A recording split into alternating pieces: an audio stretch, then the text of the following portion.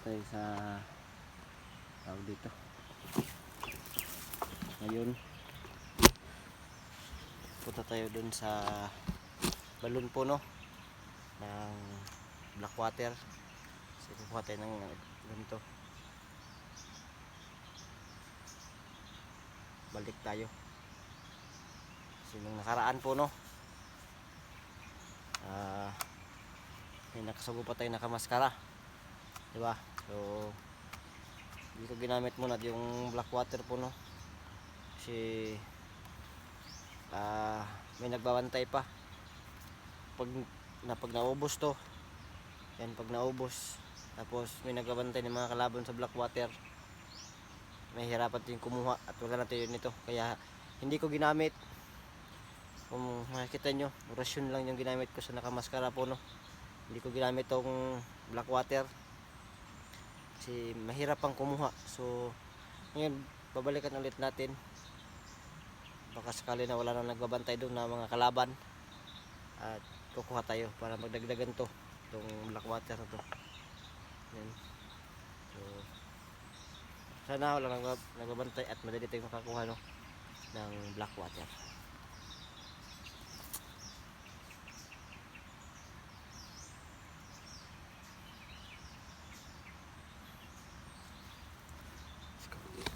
Ayan ako sa ano guys.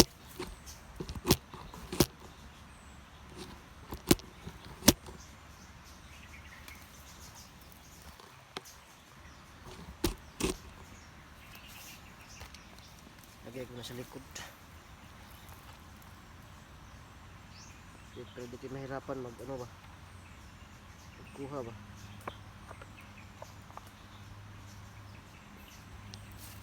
Let's go.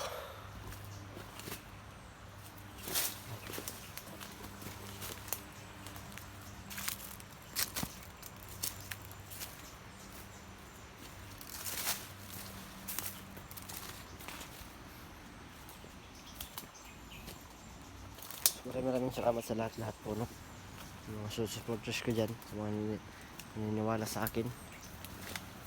Maraming salamat. Ano ka man.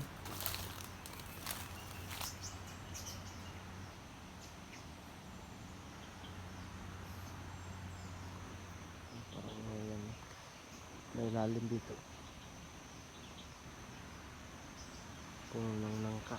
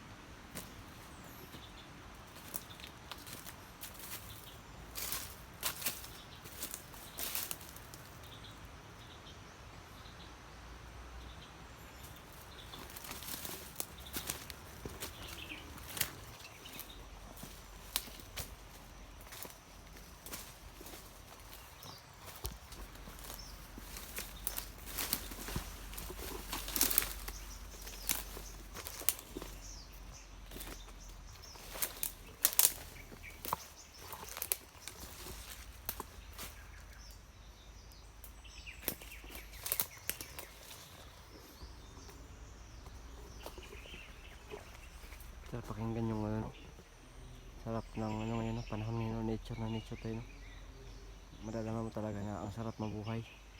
Kasi ang ng panahon mainit, tapos nandito tayo sa gubat puno. Yan.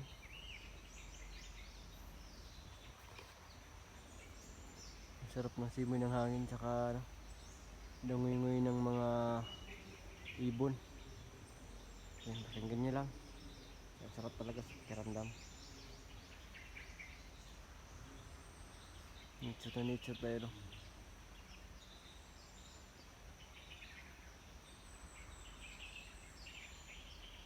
sarap, ang sarap pakinggan ng ng mga ibon.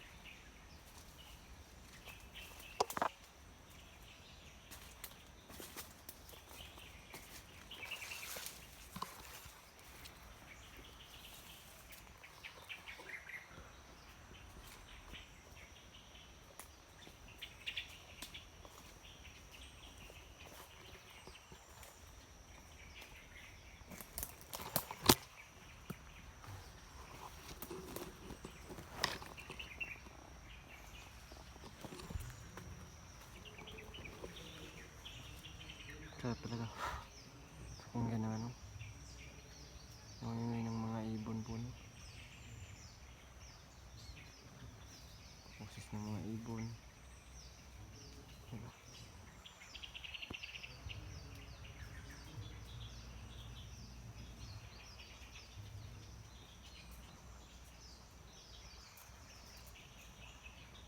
Ang ibon, oh.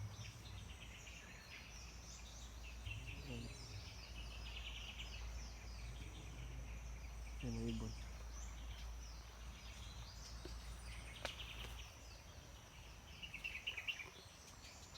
Sarap ng limuyak dito sa ano, gubat. Ibang iba sa ano, patag, no, mga malaking sasakyan. Yung mausok. Sa gubat ang ano, ang sarap. Ang sarap sa pakiramdam, no. Nandito ka sa gubat.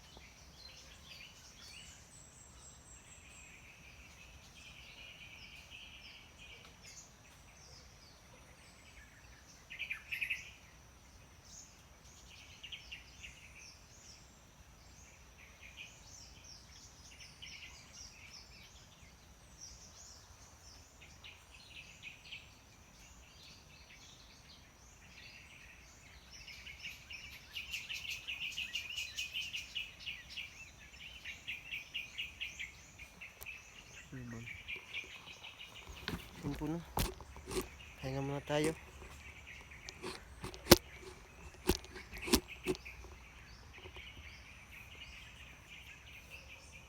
Kasi medyo, pero feeling ko malapit na ako sa ano, balon. So yun po, no, pahinga muna tayo. Kasi mahaba din yung nilakad natin na paglalakbay para marating lang yung balon.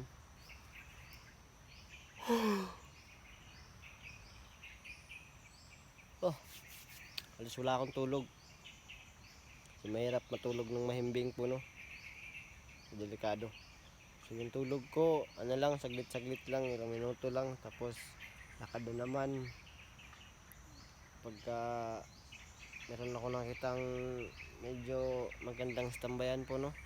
Ay, pagpahingahan, hihinto ako. Nakakagaya nito, no, na ano tayo, kasi medyo inaantok na nga ako eh. Paglalakbay patungo sa ano, patungo sa ano, kasi medyo napaano tayo sa ano, tawag dito, nagbabantay ng Blackwater. Hinabol natin, medyo napalayo tayo, no. Medyo nag-iba yung daan. Hindi ko inano yung daan po, no. Medyo napalayo tayo kaya bumalik tayo. Lakbay ulit tayo na ano, para balikan yung Blackwater po, no. At ngayon umaga.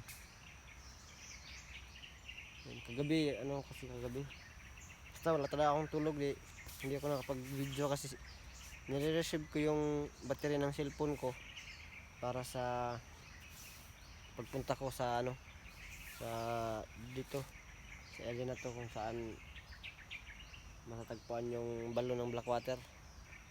Yan. Ang ganda ng simoy ng hangin sa lumuyak ng ano, ng paligid, yung ingay ng mga ibon.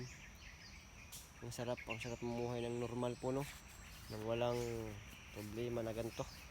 May mga kalaban, may mga, kaya sana kung wala na talaga, no, sana wala na talagang masama, puro mabubuti lang lahat. Ba't pa kasi may mga masasama pa, no, na mga tao. Ang hirap sa ano na ganito yung nangyayari sa mundo, no, na may mga masasamang tao, masasamang loob na gumagala-gala sa paligid-ligid, no. At yun,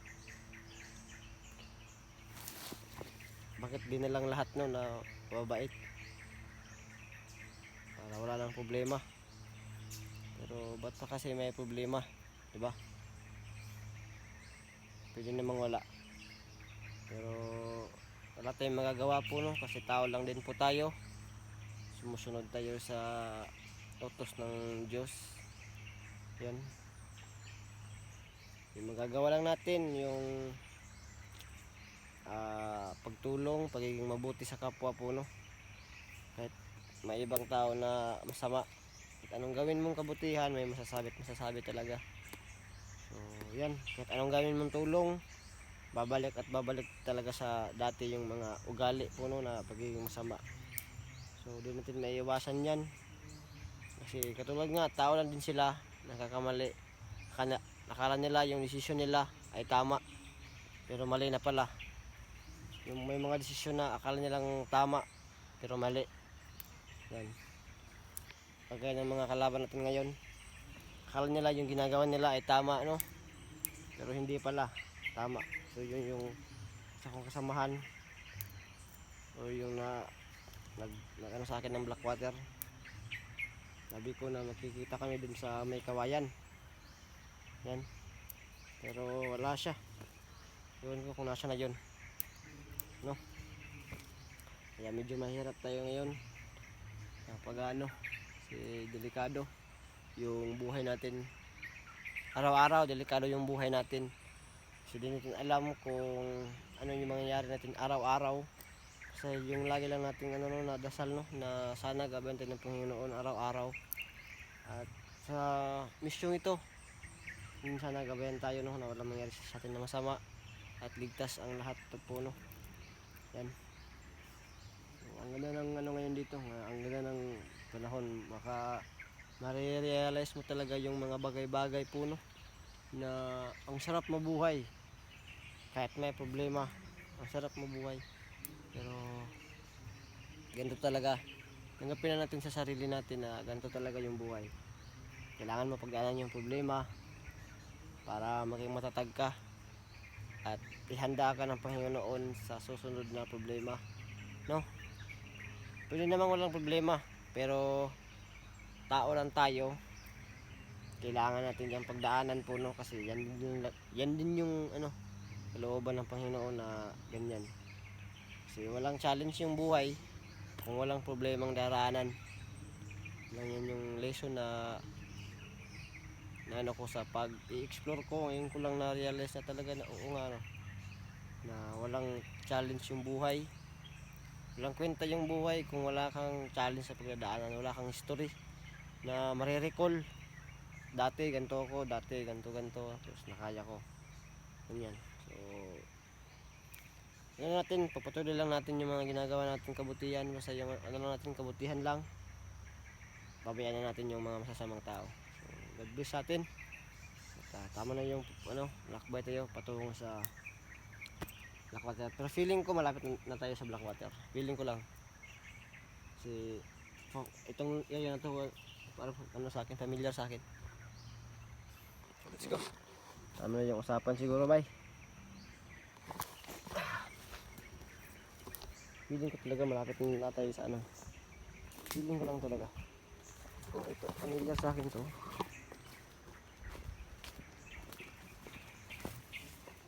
Feeling ko talaga malapit na tayo sa